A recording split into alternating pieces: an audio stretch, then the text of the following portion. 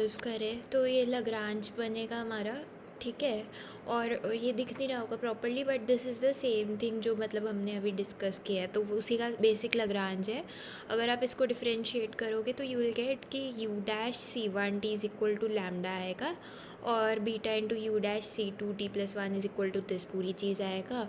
जब आप वन को डिवाइड कर दोगे बाय सेकेंड तो आपको बेसिकली मिल जाएगा u dash c one t upon beta this is equal to one plus r t plus one minus delta. अगर इस बीटा को आप राइट साइड में भेज दोगे तो आपके पास वो आ जाएगा जो यहाँ पर दिया हुआ है, ठीक है। तो ये बेसिक आपने लाग्रांज से निकाल लिया। अब अगर आपके पास एक स्पेसिफिक यूटिलिटी फंक्शन होता तो आप क्या करते, आप सी वन टी और सी टू टी प्लस वन की वैल्यूज़ निकाल देते। बट यहाँ पर क्योंकि हमारे पास एक स्पेसिफिक फंक्शन नहीं है तो हम यहाँ पर आगे प्रोसीड नहीं कर सकते, राइट। नहीं तो अदरवाइज़ आप नॉर्मल जैसे लाग्रांज सॉल्व करते हो वैसे आप करके c one t c two t plus one निकाल लेते। और जब आप वो निकालते तो कैसे होता बेसिकली, अगर मैं फटाफट से बताऊँ तो आपके पास कुछ ऐसा होता है, u dash c one t उस वक्त सी वन टी का कोई फंक्शन होता। Let's say c one t का square is equal to lambda, फिर c two t plus one का square into beta is equal to this entire thing. आप इसको सॉल्व करते तो आपको बेसिकली सी वन टी मिल जाता। मतलब अगर आप इस पूरे को सॉल्व करते तो आपको मिलता है c one t as a function of c two t plus one. फिर जब आप अपने जो कंस्ट्रेंट है उसमें डालते सी वन टी की जगह सी वन टी का जो फंक्शन है, मतलब c one t as a function of c two t plus one जब आप इधर डालते तो ये पूरी चीज़ एक function of c two t plus one बन जाता। और फिर आप इसको सॉल्व करके c two t plus one की वैल्यू निकाल लेते इन टर्म्स ऑफ डब्ल्यू एंड आर, ठीक है। तो यहाँ पर हमारे वेरिएबल्स डब्ल्यू एंड आर ही हैं। Delta as you can see delta is a fixed thing, वो चेंज नहीं हो रहा, उसके नीचे कोई टी नहीं है because it's not changing with time. डब्ल्यू एंड आर वेरिएबल्स हैं, they are the ones that can change, तो वो चीज़ है। इसीलिए सी वन टी एक फंक्शन है डब्ल्यू t r t plus one का। इधर ऐसे अजीब से ग्रीक सिम्बल्स लिखे हैं, तुम चाहो तो इसको F1 F2 आगे लिख सकते हो इसको हटाकर, तो वो कोई दिक्कत नहीं है। इसको हटाकर इनकी जगह F1 F2 लिख सकते हो, दैट इज़ एब्सोल्युटली फाइन, ठीक है। आगे सेविंग्स क्या हो जाएंगी, सेविंग्स हो जाएंगी s t is equal to, अच्छा just one thing I wanted to check कि ये जो हम बात कर रहे हैं कंजम्पशन की, इज़ दिस पर पर्सन या क्या। बट आई गेस ये पर पर्सन ही है, राइट, बिकॉज हम एक ही पर्सन के बिहाफ पे ऑप्टिमाइज़ कर रहे हैं। हाँ, तो वही बात है कि ये पर पर्सन कंजम्पशन है क्योंकि आप एक ही बंदे की कंजम्पशन को ऑप्टिमाइज़ कर रहे हो, है ना, इसीलिए ये सब स्मॉल में है ना। S t is equal to डब्ल्यू टी माइनस कुछ नहीं, क्या होता है सेविंग्स, क्या होती है सेविंग्स होती है आपकी इनकम जो कि है डब्ल्यू, माइनस आपकी फ़र्स्ट पीरियड की कंजम्पशन जो कि है ये। तो यहाँ पर यही लिखा हुआ है बस।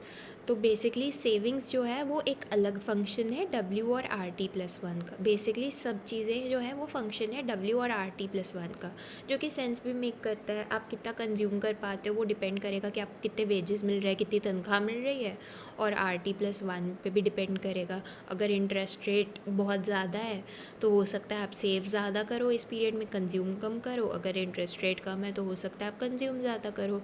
तो वही चीज़ है। आगे क्या बताया है, अब हम पार्शियल डेरिवेटिव्स निकालेंगे एस डब्ल्यू और एस आर के।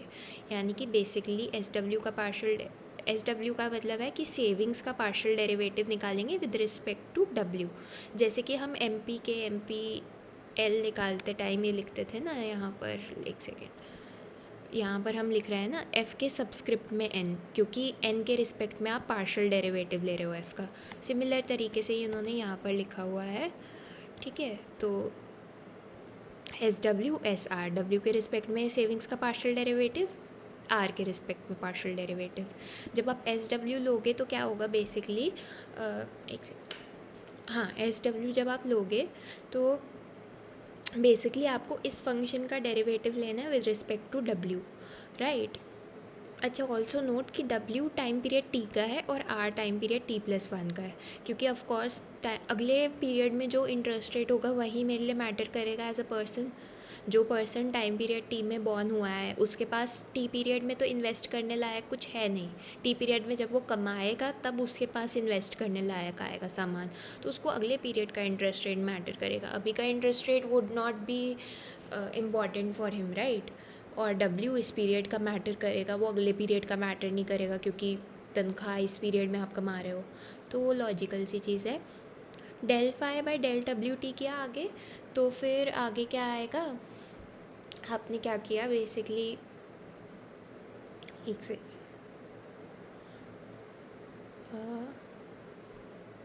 हाँ, तो आपने क्या किया, अब आपको पता है सेविंग्स को आपको डिफ्रेंशिएट करना है विद रिस्पेक्ट टू डब्ल्यू। आपको इसका डिफ्रेंशिएशन करा है विद रिस्पेक्ट टू डब्ल्यू, तो फर्स्ट स्टेप में तो यही लिखा हुआ है। सेकंड स्टेप में क्या किया हुआ है, ये जो आया है इसका डेरिवेटिव किया हुआ है विद रिस्पेक्ट टू डब्ल्यू, तो ये आ गया 1 minus del omega by del डब्ल्यू। ठीक है, ओमेगा जो है हमारा, ये चीज़ जो है ये क्या थी, ये एक्चुअली में तो कंजम्पशन ही थी ना, C1T था ना ये, तो उसी की जगह पर इन्होंने लिख दिया कि 1 minus del C1T by del डब्ल्यू टी। ठीक है, बेसिक सा स्टफ़ है, कुछ नहीं है। आप बेसिकली सेविंग्स को क्या लिख सकते हो, सेविंग्स को लिख सकते हो W minus consumption. W minus consumption को अगर आप डिफ्रेंशिएट करोगे विद रिस्पेक्ट टू W तो क्या आएगा, W का differentiation with respect to W 1 हो जाएगा, कंजम्पशन का with respect to W del C by del W हो जाएगा, सिंपल। ठीक है, अब ये क्या चीज़ है, पॉजिटिव है नेगेटिव है, ये फाइंड आउट करना है हमें। Of course logically we can understand कि अगर डब्ल्यू बढ़ेगा तो सेविंग्स भी बढ़ेंगी, अगर आपकी तनख्वाह बढ़ेगी तो आप ज़्यादा सेव कर सकते हो, है ना। सेविंग्स गिरेंगी तो नहीं ही उस केस में। बट उसी चीज़ को ये मैथमेटिकली ज़्यादा प्रॉपरली प्रूव करने के लिए हमने क्या किया है, हमें बेसिकली पता करना होगा कि ये जो पूरी चीज़ है इसका साइन क्या है, पॉजिटिव है कि नेगेटिव है। उसके लिए हमें पता करना होगा कि इस चीज़ का साइन क्या है, पॉजिटिव है कि नेगेटिव है, कहाँ क्या इसकी रेंज ऑफ वैल्यू है ना। वो फाइंड आउट करनी बहुत सिंपल है। हमने लिया अपना बजट कंस्ट्रेंट। बजट कंस्ट्रेंट क्या था, ये था बजट कंस्ट्रेंट। ठीक है, अगर आप इसको डिफ्रेंशिएट कर दो विद रिस्पेक्ट टू डब्ल्यू तो क्या आएगा, डेल C1 बाई डेल डब्ल्यू plus del C2 by del डब्ल्यू इंटू दिस एंटायर थिंग, तो कांस्टेंट है तो ये साइड में मल्टीप्लाई होके बैठा रहेगा, इज़ इक्वल टू 1। पूरे को डिफ्रेंशिएट कर दिया विद रिस्पेक्ट टू डब्ल्यू, यही इन्होंने लिखा हुआ है यहाँ पर। ठीक है, अब c del C1 by del डब्ल्यू पॉजिटिव होगा, क्यों, क्योंकि कंजम्पशन इन पीरियड 1 और कंजम्पशन इन पीरियड 2 जो है नॉर्मल गुड्स हैं।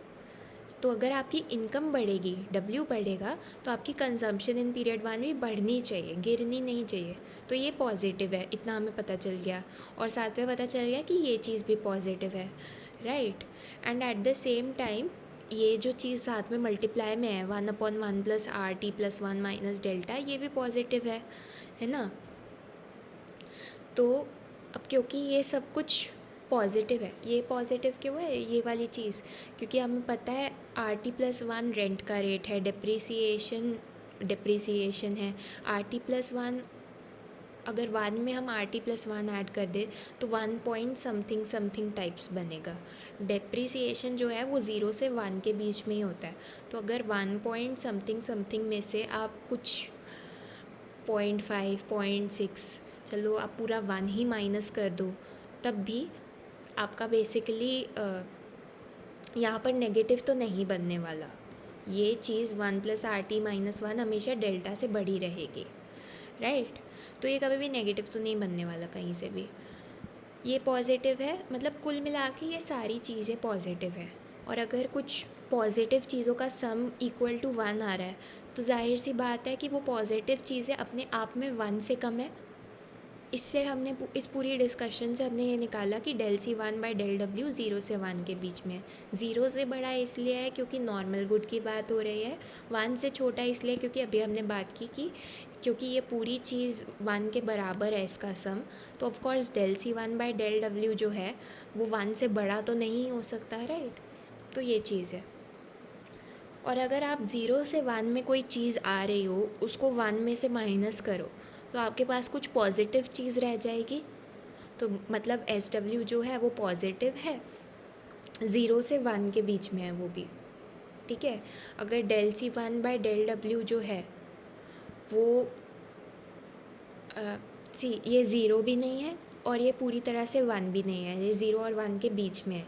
इसलिए एस डब्ल्यू भी आप चेक कर सकते हो कि वो ज़ीरो से वन के बीच में ही आएगा अकॉर्डिंगली। वन में से अगर आप ज़ीरो से वन के बीच में लाया कर रही हुई कोई चीज़ माइनस करोगे तो ज़ीरो से वन के बीच में ही आएगी ये चीज़ भी। तो दिस इज़ सिंपल। लेकिन जो साइन है एस आर का, अगर आप सेविंग्स का डिफ्रेंसिएशन लो विद रिस्पेक्ट टू आर तो वो एम्बिग्यूअस है। एम्बिग्यूअस क्यों है? वापस चलते हैं सेविंग्स पे। सेविंग्स क्या थी, एक सेकेंड। सेविंग्स थी ये चीज़, तो इन्होंने कुछ नहीं किया, इसी चीज़ को लिखा है। इन्होंने एक ही चीज़ को कई स्टेप्स में किया है, तुम चाहो डायरेक्टली भी कर सकते हो। इन्होंने लिखा है del phi by del r t plus one, ठीक है। फिर आगे हम देख सकते हैं कि savings is equal to this thing है। तो तुम चाहे इसको लिखने के बजाय तुम सीधा सीधा ही इसी को ही डिफ्रेंशिएट कर दो with respect to r t plus one, one and the same thing, वो डजेंट मैटर वाली चीज़ें है ना। अगर आप तुम इस चीज़ को डिफ्रेंशिएट करोगे with respect to r t plus one तो क्या मिलेगा? सी डब्ल्यू और आर टी प्लस वन का तो कोई लेना देना नहीं है, तो डेल डब्ल्यू by del r t plus one zero हो जाएगा। डब्ल्यू वेज है, वो रेंट है अगले पीरियड का, दोनों का आपस में कोई लेना देना नहीं है।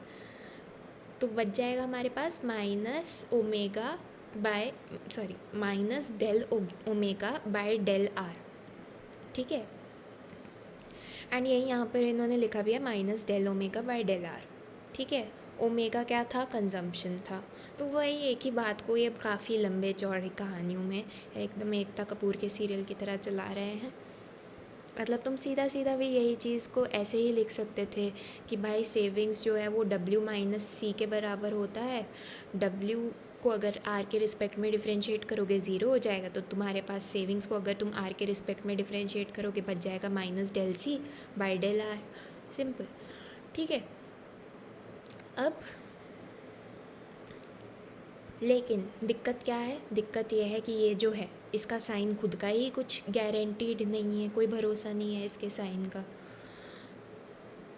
इसके साइन का भरोसा क्यों नहीं है? क्योंकि सी 1/1 plus r t plus one minus delta जो है वो रिलेटिव प्राइस है C2t प्लस वन का इन टर्म्स ऑफ C1t।